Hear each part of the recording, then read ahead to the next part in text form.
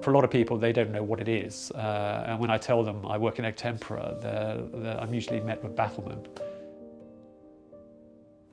But it's basically a painting technique using eggs as your binder, or the egg yolk, in fact, as the binder. Just approaching my studio now, so this is where I've been working for the last 3 years, of this amazingly decrepit building. So it's just up here. Notice the lovely walls. Here we go. When I come into the studio, every day involves the same kind of ritual of actually creating the egg, separating the egg from the white of the egg, and that becomes my medium. I remove the egg from the shell onto the palm of my hand, and then move the egg from one hand to the other. It's really just to get rid of all the egg white. I just take it very carefully between my thumb and forefinger, and then pierce the egg sac to release the egg yolk, which is the painting medium basically. And that should be enough for a day's work, really. So this is the first part of the day, really, and I do this every day. And then I will use that to mix up my paints. So I mix half of the egg yolk with an equal quantity of pigment. So the egg yolk doesn't have any effect on the colour at all. Although I'm mixing it with, it's a yellow egg yolk, it's not actually affecting the colour of the white at all. And this usually involves about half an hour to 45 minutes of mixing and getting the paints ready for the day. So I have to do that every day I come in. So I just make up enough for one day's use. So I think I'm just about ready to paint now. So yes, I can actually start painting. And then I will decide what I'm going to be working on that day. Whether I'm carrying on with something or I'm starting something new.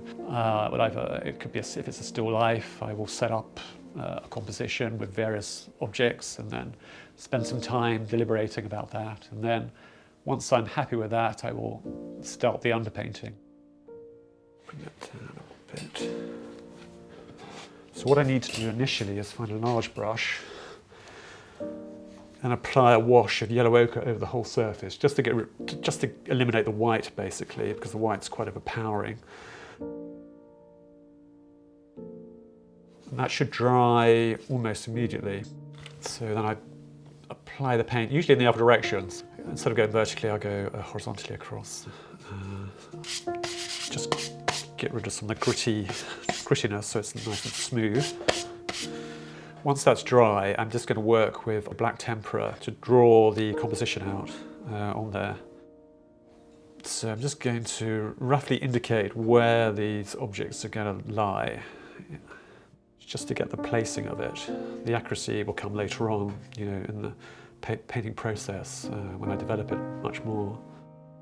So that's almost enough, really. I want to cover the whole surface with this black tempera to create this sort of blackish, kind of yellowish kind of underpainting.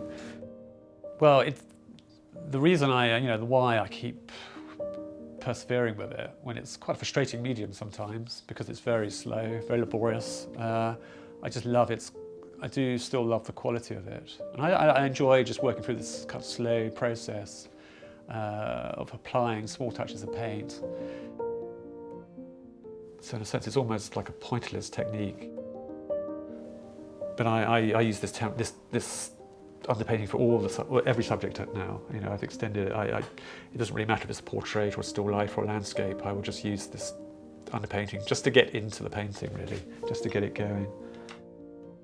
I've been working with egg tempera for about 25, 30 years, and I discovered it back in the early 90s when I was working for a picture restorer, actually. When I was at college, art college before that, I'd never really come across it. So it was a new medium to me. And occasionally I would go out with this chap, we'd go to the countryside and paint a view or something, and he used it as a sketching medium. That's what really sparked my interest in it. There was nowhere to go really to find out how to use it. So I looked at a few books, did some research, and really started doing it myself. Actually buying the pigments and then mixing them and just experimenting with the whole medium. A gradual, slow process which took quite a few years for me to develop, and I didn't really know if I was doing it correctly or incorrectly. It was just trial and error really. I was still trying to work out my way, you know, in the art world, so to speak. I then carried on using it, still quite tentatively sometimes, but as the years went on, I just used it more and more and more, especially for portraiture, and started doing a few commissions and getting a bit of recognition, winning a few more prizes. So that's ready for the next application, really. And again, I'm just going to cover the whole panel with Venetian red in the same way I applied the terre verte. And although it's covering up, you know, the green and the underpainting, the original drawing is still coming through. So it's coming through enough so that I can use it for the stage after this. I mean, years ago, I was spent ages and ages over this part of this process. So, but it's a very slow way of working. I mean, this doesn't suit everybody. I mean, if you want immediate effects, it's not really the medium for you. It's about a slow build-up and sort of slowly moving towards something. Hopefully it'll be worth it. Right, I think that's nearly ready, really. So this is really basically the end of the underpainting process, more or less. And I think the next stage will be really to go to actually look at one of the objects or one aspect of the composition and start working up that area in much more detail. So it's about building it up basically with small touches, but you're building up a depth of colour through hundreds and sort of thousands of sort of small little brush strokes.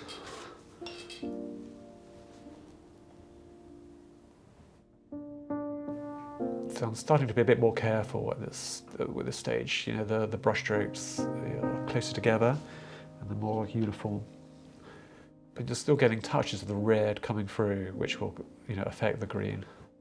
With tempera, you can go both ways. You know, you can go dark over light or light over dark. It doesn't really matter.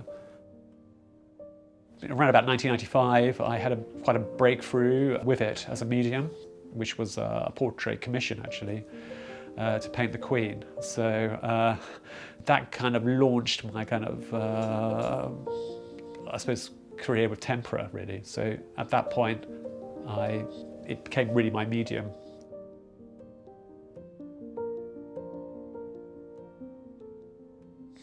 Well, tempera is a very ancient medium. It dates from the Renaissance. It's been around for at least 700 to 800 years.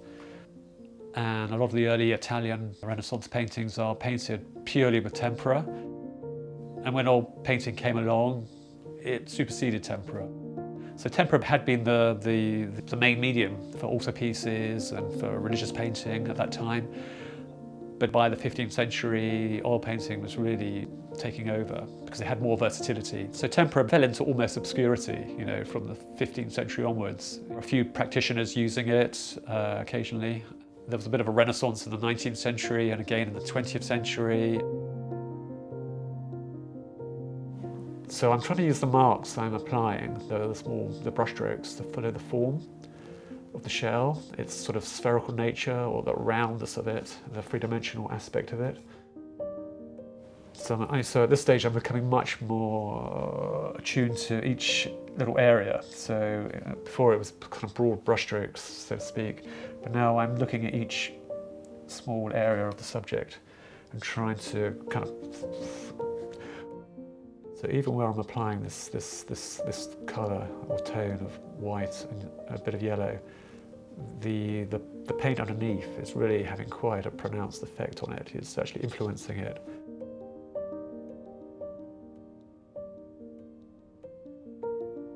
And I like it because of the optical qualities of the paint, which are very unique and they're very special, I think.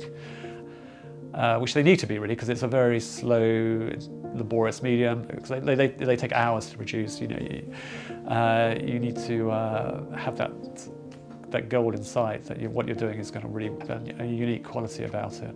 That's what I really like, and that's what keeps me going with it. You know, and that's what keeps my fascination with it.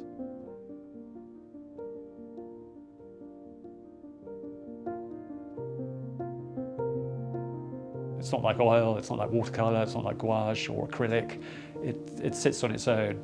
So that's why I've been using it for so long now, because I love that quality of it, that quality it has, that optical quality.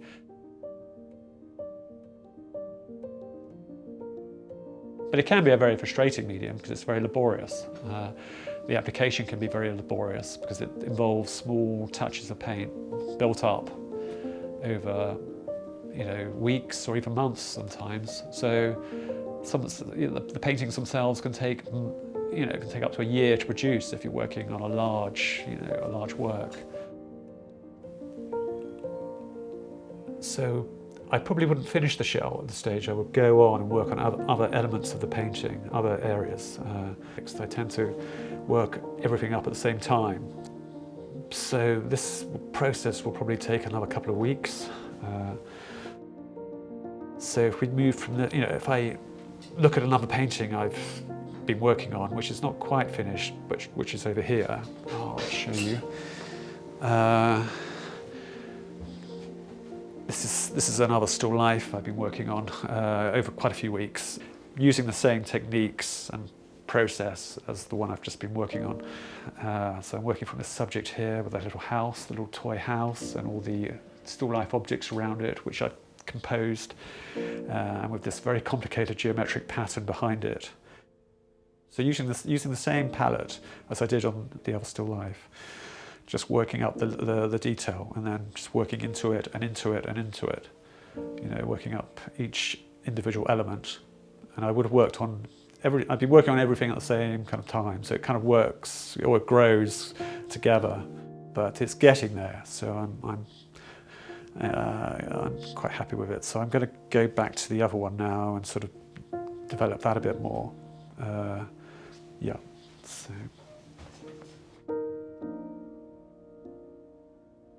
I don't know. It's just the feeling you get. You know, it's not going to improve.